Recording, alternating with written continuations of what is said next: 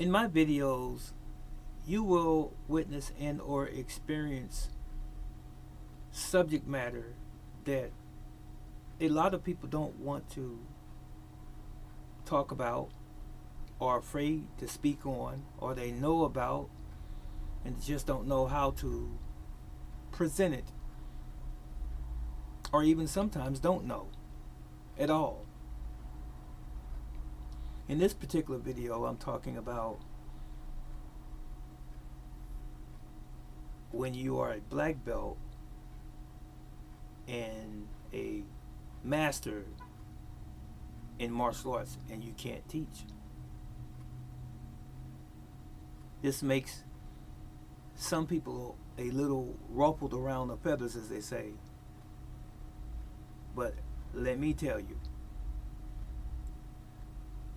this video here is a gem, as brief as it's going to be. But it's something to really get people to think.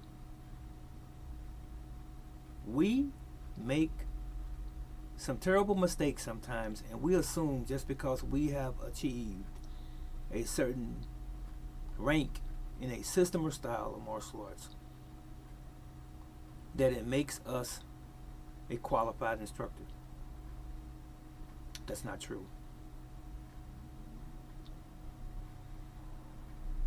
Just because you have a black belt, and I hate to say this, but it's true, just because you are even a master rank does not mean you can teach. Real teachers,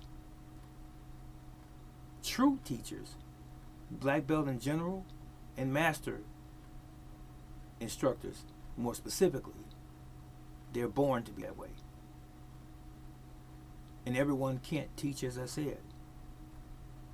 It takes a certain type of person to teach another person. And it takes a certain type of person, or that same type of person, to be able to teach under diverse conditions and different types of people. In other words, everyone walking in your door is not going to be the same mentality. Different personalities, different characters. First thing that you must do as an instructor is learn to be humble. There's no big I ams, and I'm the greatest thing since sliced bread, because I put my time in. Let it be understood that your time has been put in, but you don't have to wear it on your sleeve. If you put 20, 30 years in the martial arts or more, that's wonderful. But can you teach? Can you teach children? That's a different animal altogether. A lot of times people want, or so-called instructors want, only people that are adults to come into their dojos or schools. They don't want to deal with discipline problems. If there's a child that's unruly, who doesn't have the proper attention span, they want you to come in already fixed and just follow instructions and just go through these routines and memorize these things, these words and so forth. It don't work like that. So as an instructor, black belt, master or otherwise, you must have patience. True patience, not what you call patience. I mean real patience. Forbearance is another one. You can look it up. You must be empathetic when it's time to be, sympathetic when it's time to be. You must be firm most of the time, but in a loving, compassionate way, so your students know that you are there to benefit them and not to harm them, either physically or emotionally.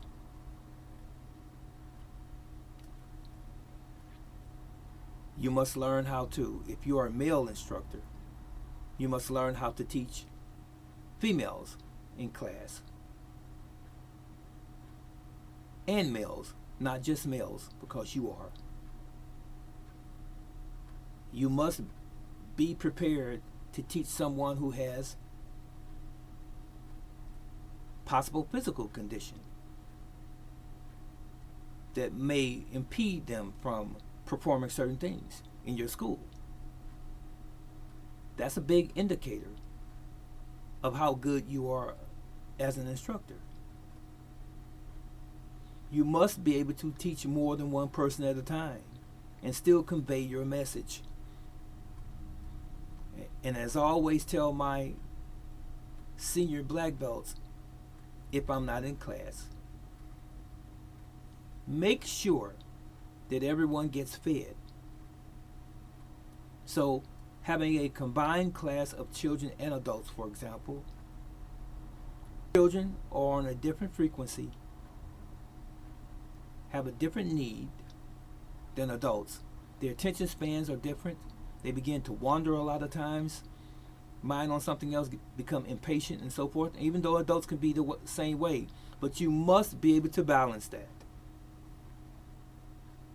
Have to be able to do that.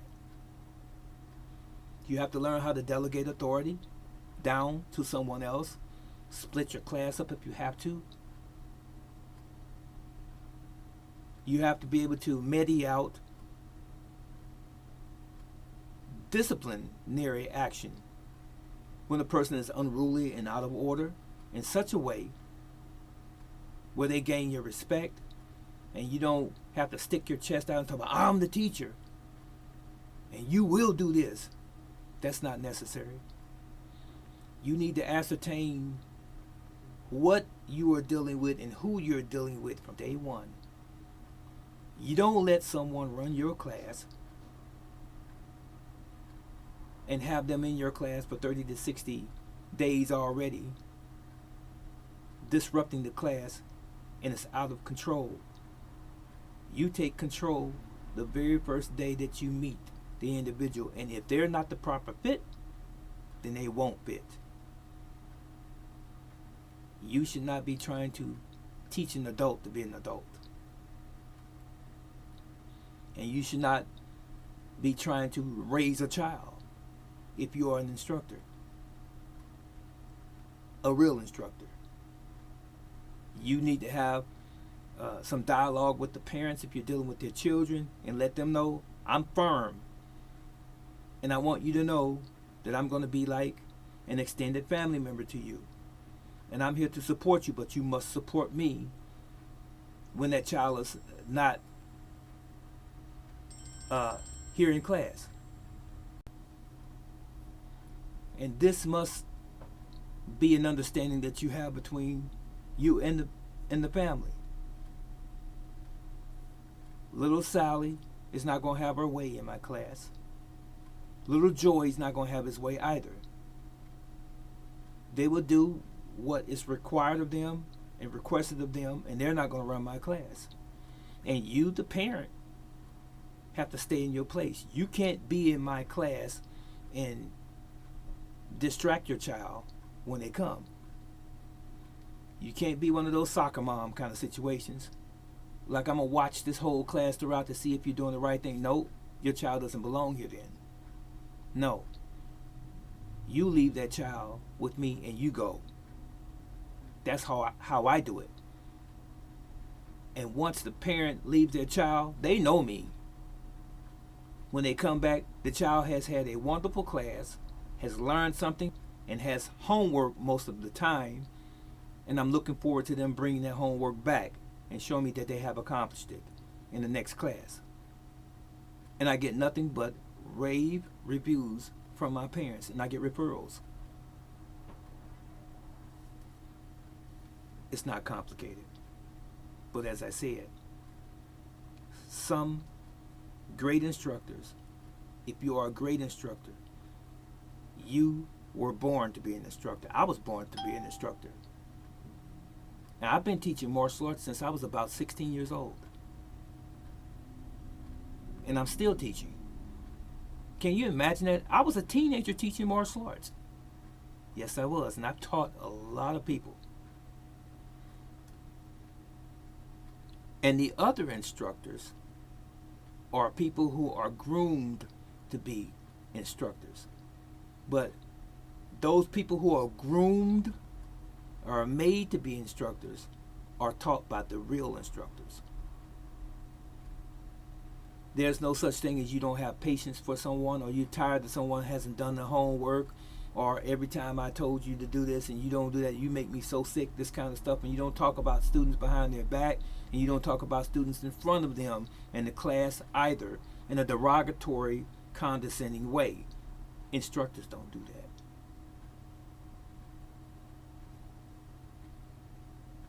I hope this makes sense to you. See, I'm few and far between. You won't find very many of us around anymore. Not real instructors. Real instructors are always present. Now, you can tell that I'm an instructor because I don't fake the funk.